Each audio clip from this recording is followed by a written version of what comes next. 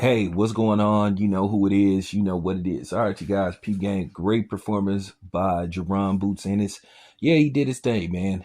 Dominant performance of Stay Honest. He pretty much won every round.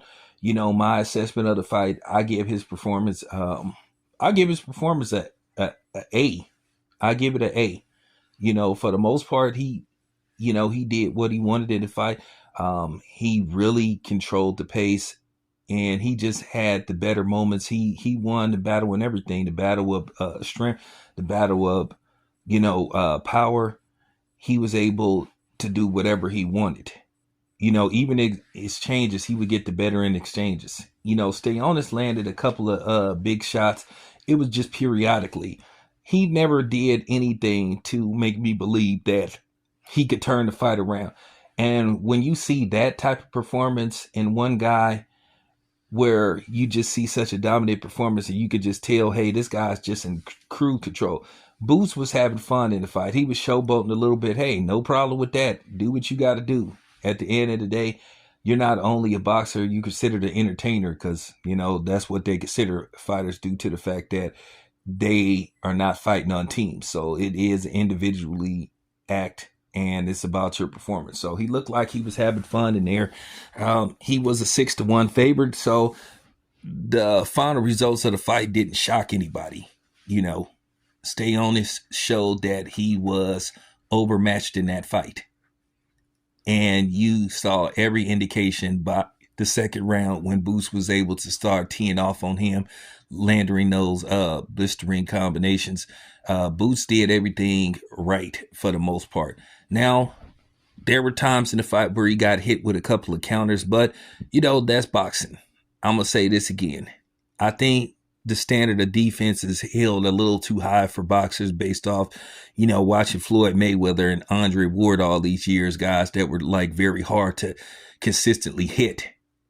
So, with that being said, I give his performance, like I said, I give it an A. Did I see anything in there that could be exploited by another boxer? Well, listen, it's boxing. Styles make fights. It's always about the game plan and picking your moments in fights. And that's really what it comes down to because boxing is 50% mental as well as it is physical. So I thought Boots did very well in the fight. So now the next question is a fight that everybody is clamoring to see. Can we, bust through the doors and jump through hoops and jump over the hurdles to make sure that we can get a fight that everybody wants to see, which would be Boots versus Brian Norman Jr. I think that's the fight everybody wants to see. Boots now has 2 belts. He is now a multi-belt holder. So he has 2 belts now. He says he wants to become undisputed. Now they asked him directly after the fight, who did he want? He said he was going to enjoy the victory. Then in the post conference, somebody brought up Brian Norman Jr., but they didn't directly call him out. They talked about what they offered him and talked about what happened in the sparring session. So, with that being said, this is good for media. We're just doing our thing. We're just basically comparing notes. We're comparing what one team said addressing this situation and how we can get a potential fight made. I would like to see this fight. I think this will be a hell of a fight. Both of these men have power in both hands. Brian Norman Jr. has power. Jerron Ennis has power. So this is the type of fight. Depending on what happens, I don't see this fight going the distance. Either Boots is going to stop Brian Norman Jr. or Brian Norman Jr. is going to stop Boots.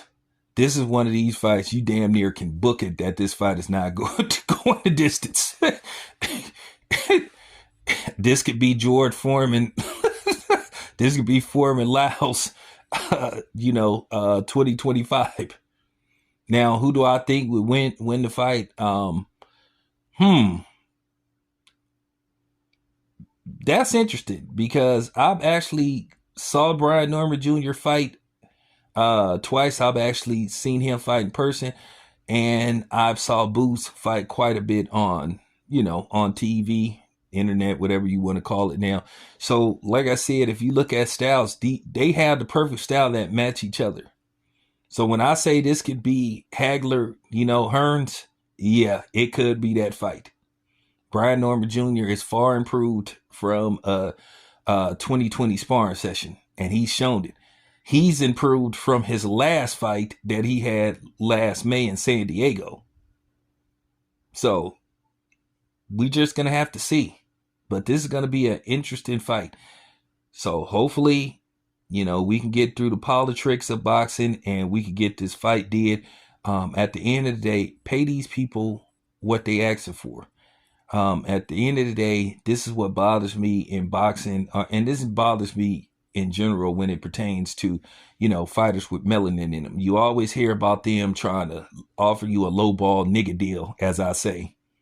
There are deals, and then they have what you call a nigga deal, where they feel like, if you look a certain way, you're supposed to take the first offer that's thrown at you. There's no negotiation. So, only time will tell. I think that this fight will happen, eventually, and it'll be good for the fans. It'll give us something to talk about. And the build up to this fight, it'll be bananas. Me, myself, this fight doesn't have to be in Las Vegas. To me, they should do a 2-fight deal. Now, where this fight happens, whether it's Philly or Atlanta, we'll just have to see. But anyway, I want to see this fight happen. This your boy Tan. I'm out.